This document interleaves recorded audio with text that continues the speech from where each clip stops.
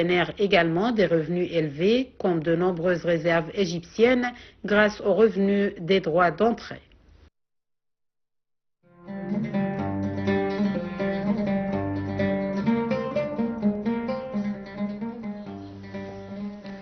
Eh bien, assurer la sécurité alimentaire des Égyptiens est l'un des dossiers les plus importants sur l'agenda du gouvernement. En fait, c'est le président Abdel Fattah el-Sisi qui a accordé qui accorde toujours certainement une attention particulière au développement durable en général, mais aussi au développement du durable de l'agriculture.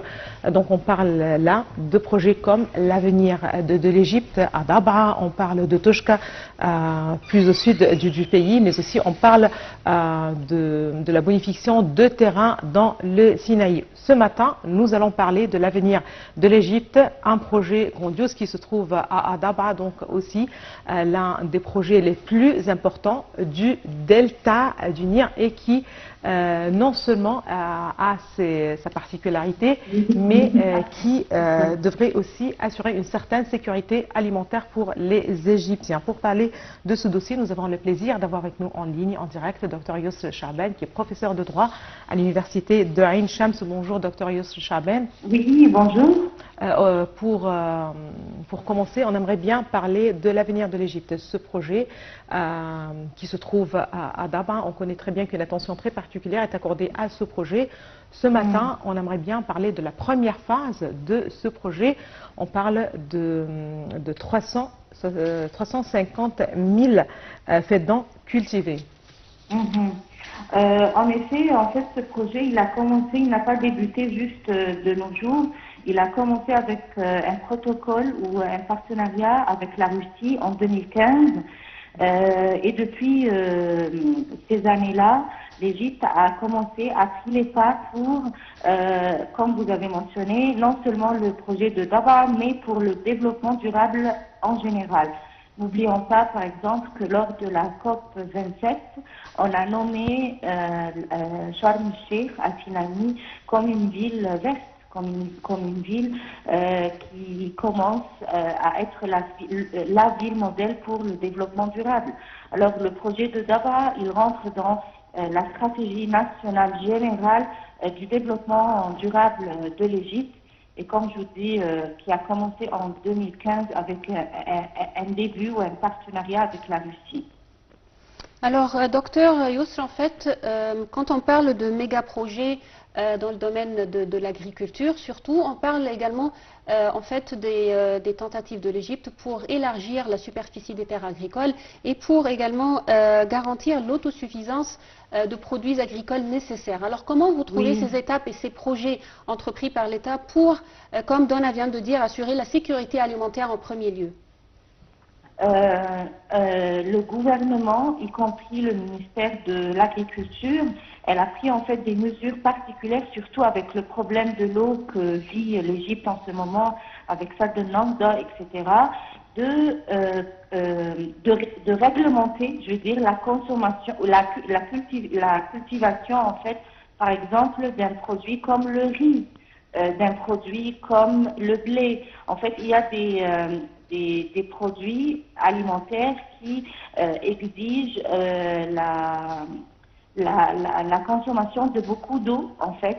Et donc, le ministère, autant qu'elle peut, et le gouvernement en général, essaye de mettre en place des mesures particulières pour réglementer les la différente cultivation des différents produits. Bien évidemment, on n'a pas la suffisance à 100% de ces produits tant que notre population elle est en cours d'élargissement une année sur l'autre. Alors, on a certainement besoin de cultiver de plus en plus, en fait. Pas que les terrains habituels, et par contre, on a besoin de systèmes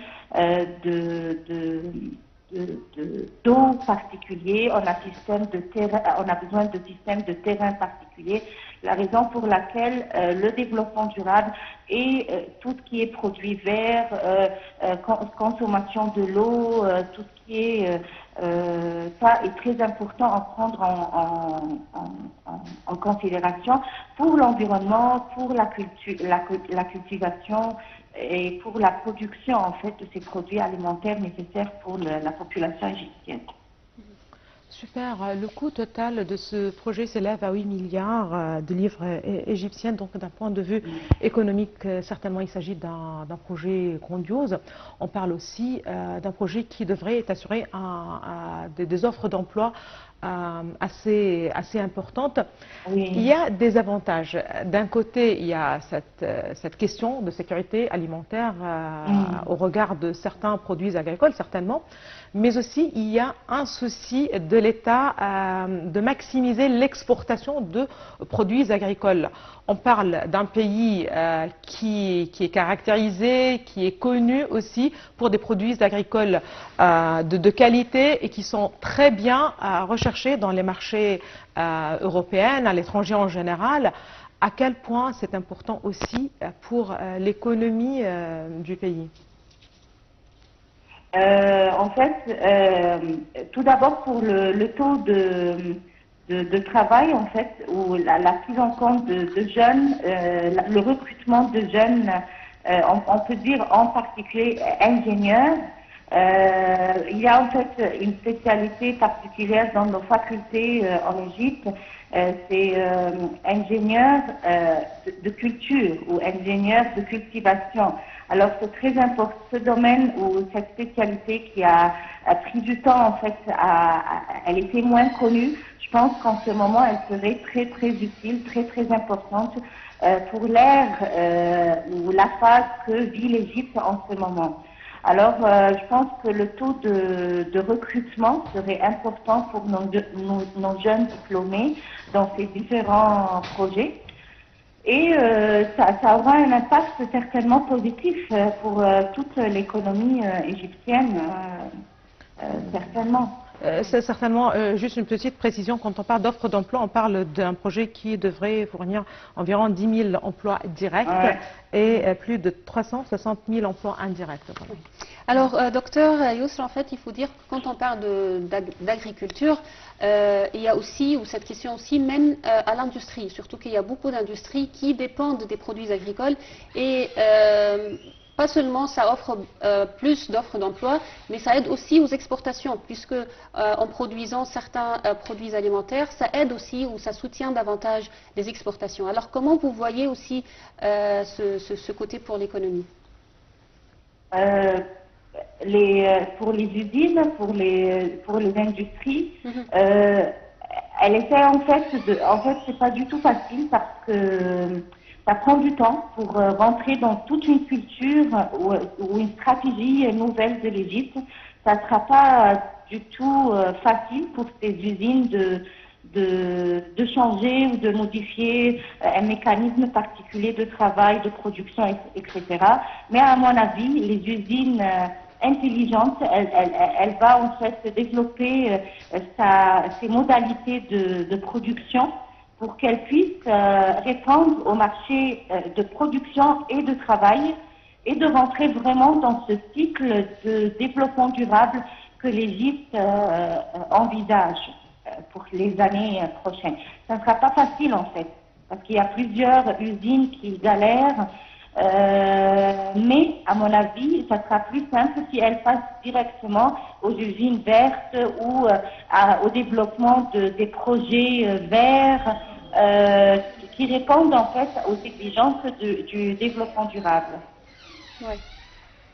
Certainement, je reviens justement à ce même à ce même point, c'est le lien entre ce projet ou les projets de bonification de terrain, les projets agricoles lancés par l'Égypte, y compris ce projet de l'avenir de l'Égypte. On parle de 3 phases. Première phase de 350 000 faidans, puis 2 phases supplémentaires de 700 000 faidans.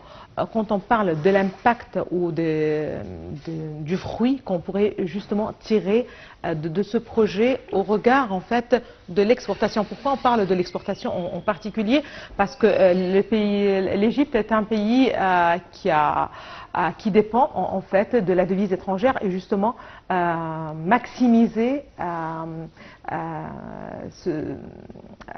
la palette en fait des produits qui sont exportés à l'étranger ne serait qu'un plus. Quels sont selon vous les produits les plus importants que l'Égypte exporte? On parle certainement de produits agricoles. On a en fait des produits phares ou des produits importants en fait que l'Égypte exporte. Certainement les oranges, les mandarines, les oignons, l'ail, et plusieurs des produits qui rentrent dans la pharmacie ou la production de plusieurs médicaments. Les pommes et autres aussi, les pommes de terre. Il y a plusieurs produits. Même moi, quand j'étais à l'étranger, il y avait des produits égyptiens qui sont sur le marché français, italien, etc. En particulier, comme je viens de vous dire, les oranges, les mandarines, les citrons, tout ce qui est ail, oignons, etc. Pommes de terre. Docteur Yousra Chaaban, je rappelle, vous êtes professeur de droit à l'université de Ain Shams. Je vous remercie infiniment. Merci beaucoup. Alors, une petite pause, mesdames, messieurs, avant de reprendre notre édition.